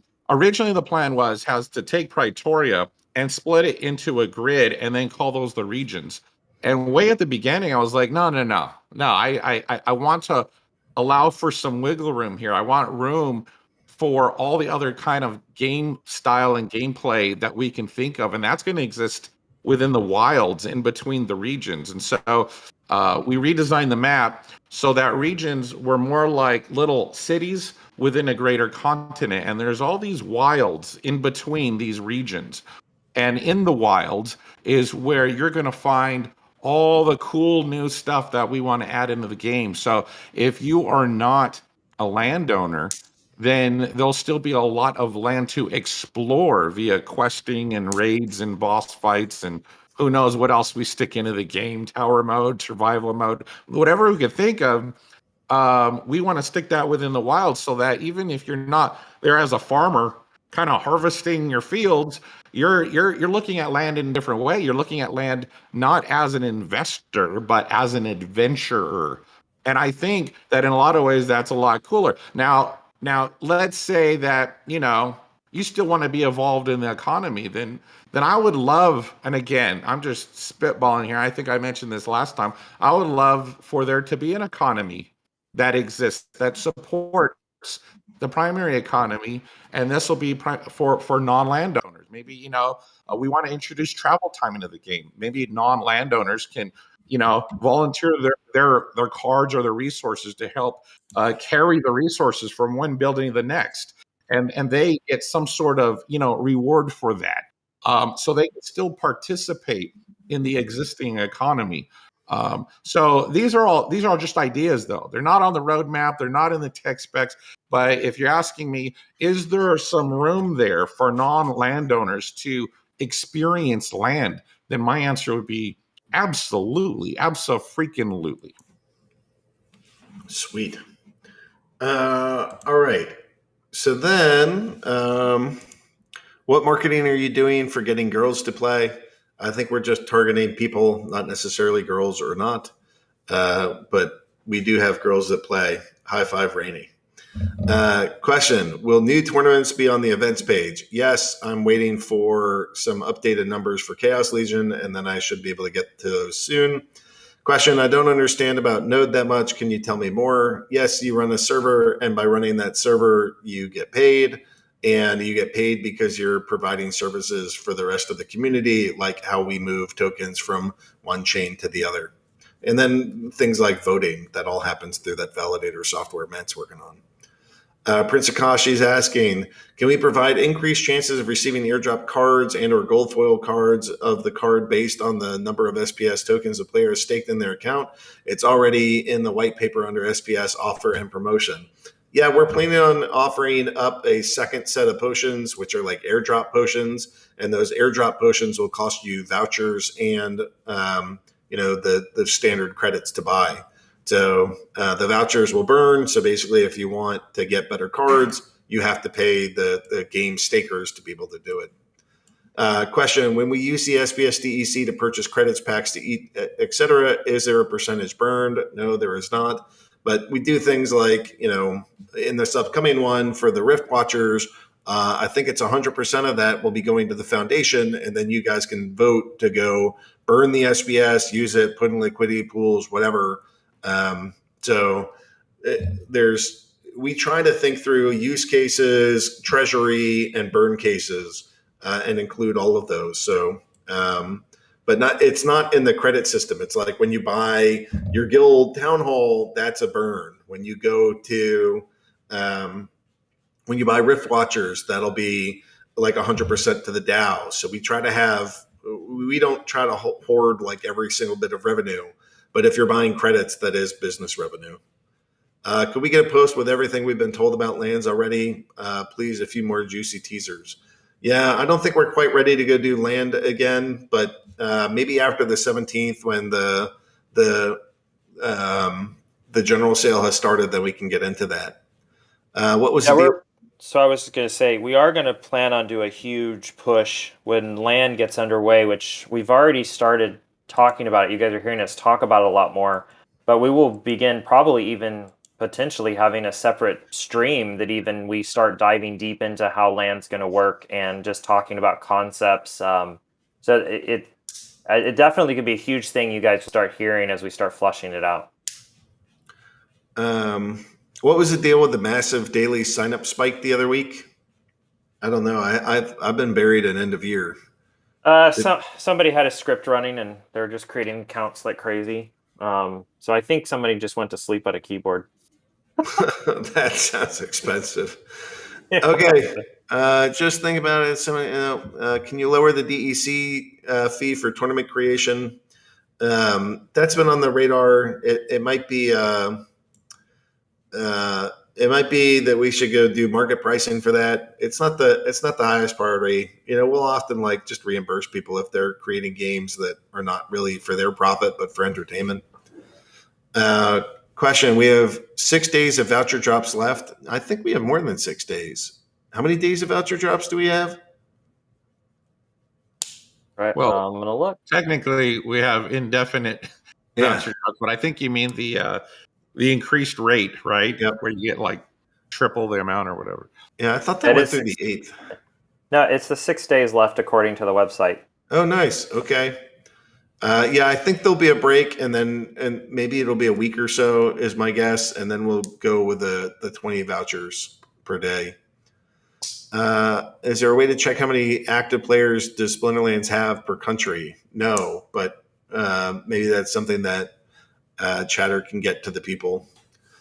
Question: do we have a number for the power requirements in Modern League as well as to Modern Wild come out? I don't really remember. Manser answered this last week. I think he said he was lowering it some, but no, the numbers aren't out yet. Any word yet on how vouchers will likely interact with Rift Watchers purchases, even if it's just tentative? I'm inclined to make it somewhere between 80 and 100% vouchers required for that, but we'll see. Why was Dr. Blight advertised as a promo card but not given promo tag for power and DEC boost? He should get DEC boost. Power wouldn't matter because power doesn't change whether you're promo or not. But we should look into DEC boost. That seems like a bug. Will land be able to be rented? Yes. Question: Happy New Year to you and the team. I've heard there will be a new ability to delegate staked SPS. Is that true? Could we rent staked SPS? Would that work? Yes, that is the plan. Every time the season ends, it is hard to load page season rewards. Not loading many issues. How will Splinterlands fix this? We'll throw really intelligent devs at it until the season end goes smoothly. The season end is tricky because it only happens once every 2 weeks. So, there's not tons of test cases. It's not frequent. It's not like the biggest priority, but we know that it's something that we want to improve, but it's also like a giant drain on the system. So it's just going to take some time to get that better. Grow small pieces of land by staking SPS. Yeah, that's a possibility. In regards to Oracle, is it possible for everyone? Is this like GPU mining? What tentative specs would we need? We're trying to keep it as light as possible. It is sort of like GPU mining, but it's more like the Hive Witness system, but now for Splinterlands in a sense. I think that's closer to what we're going. Why would you give away to the market without an increase in supply? Do you value anything? I don't think that we're going to give anything away. Question, will tournament prizes always be heavily weighted towards OGs, or in time will there be more entry-level tournaments? Personally, I think we could skim off 10% of the bigger prizes and create 10x more bronze and silver events. Wouldn't it be great to have 4 or 5 figures of players entering big tournaments? So questions like that, we've come up to this system. I thought it was the fairest thing that we could create. We have a lot of consensus around it. If you would like to change the tournament, there's a Discord chat for tournament something. Tournament committee or something, but you can hop in there and talk with Biz and the others around how you want the it's tournament-planning. Can you show the land map? Nate, do you have any eye candy you can show? And we can put out just a little bit of map stuff in particular. Map stuff. Yeah, anything that we've done for the map up to this point would be good to share. Question, I heard it is legal to open a new account referred by a main account to buy packs and main account get referral bonus. Yeah, you can. It's dirty, but fine. Well, can we steal land? No, you won't be able to steal land. I mean, unless you hack somebody else's account, but that's bad. But yeah, you can't just steal land. There will be some PvP land that will let you fight over. Question, if DEC dumps back to peg values, are you concerned that this would mean minuscule battle rewards, thus making overall appeal of P2E here decline? Player base is so much higher since it was at peg value, and you plan to double the printing with wild modern change. I'm not super worried about it. Eventually, the thing that we haven't done is get the SBS rewards going. So yeah, I would say maybe there's a lag between the price of DEC falling and us doing rewards of SPS, but rewards of SPS will 10x the amount that we're rewarding even when it was high, super high DEC. So I don't think people will be complaining at that point. Could you allow players to sell all potions on the market? Nope. For a starter, they have no value. That's correct. You have to go buy packs to get value out of them. And that's one of the behaviors that we want. Do the use of vouchers. I will never be able to purchase a pack to use them. Well, that's false. That's what the general sale is for. On the 17th, you can go buy packs. And when you have those packs, you can go use all those potions you've got. Question, Hardpoint, can you quickly talk about season end and recommend players to rent a little beyond the season end timer, not just when it turns 0? I mean, it seems pretty obvious, but I guess the one thing that's not obvious, we talked about it a little bit over the last couple of weeks, but one thing we definitely want to say to anybody listening out there is if you're going to rent power for the end of season, you got to realize the way our process is built right now, it is not snapshotting instantly when the timer hits 0. And our process it's struggling under the strain right now, which we are actually working on. Matt himself was working on it to make it get through. But when that happens, you may not be processed exactly when that thing hits 0, which means that there's a lag. We have recommended it previously that everyone should rent so that you have a significant amount of buffer past the 0 timer just in case there are issues. I would recommend several hours, but that is something we are just letting you guys know. This is a system that's growing. It's under a lot of strain, and this is one of those things. If you guys get all salty because you timed it exactly at 0 and you don't get the rewards you expect, look, this is the part of it. If you don't have it when we process you, even that's part of our TOS. So guys, just please give yourself a couple hours buffer. And if you want to be super safe, go a little bit more than that, just so you ensure you get those rewards that you're expecting. Number of active rentals in the market section was bugged all day yesterday and not updating. Are you aware and working on a fix?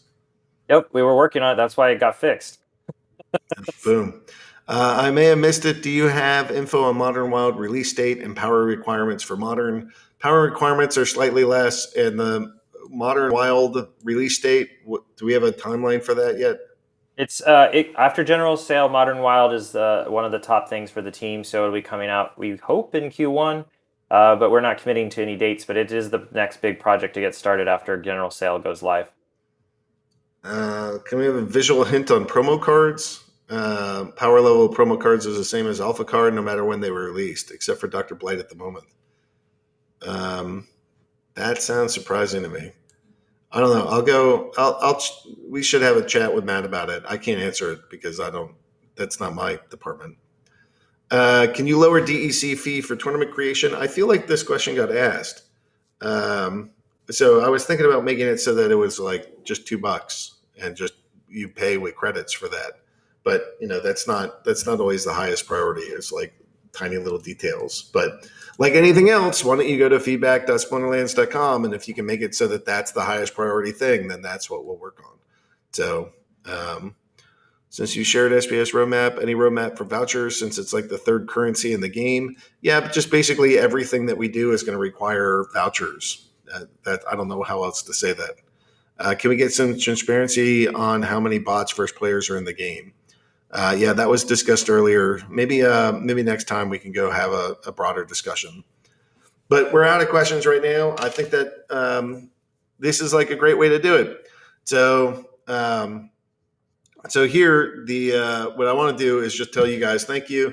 I think this has been an absolutely incredible year. I don't know about everybody else, but I've been like out of my mind with just like how many different things I have to do during the course of the day, from hiring people to working on the game to thinking about new game modes and the new projects and hiring developers, hiring artists, creatives, managing finances, like just getting our damn corporate stuff to function, talking about raising money and, projects and just the whole thing. It's just been crazy.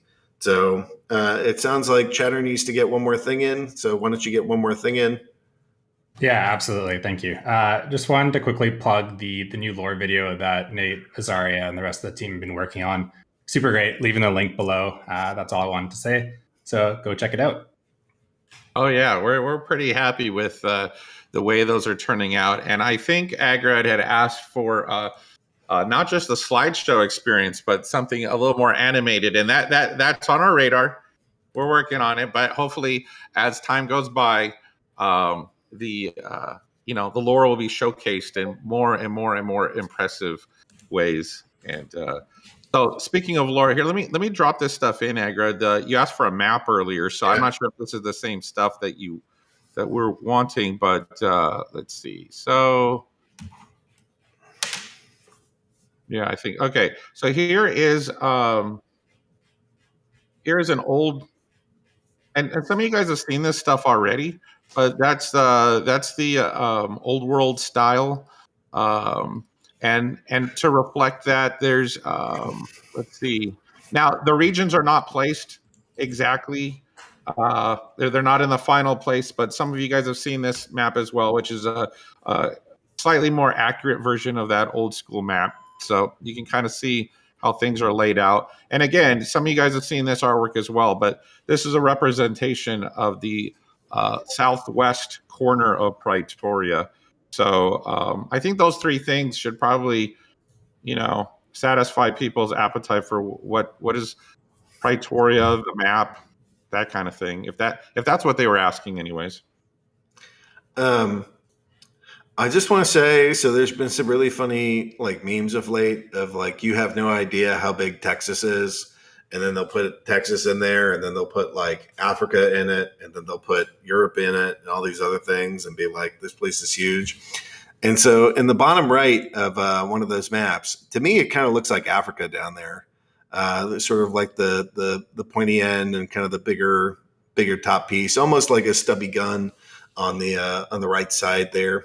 But I'm just thinking like Praetoria is huge. Look, it has Africa built inside of it.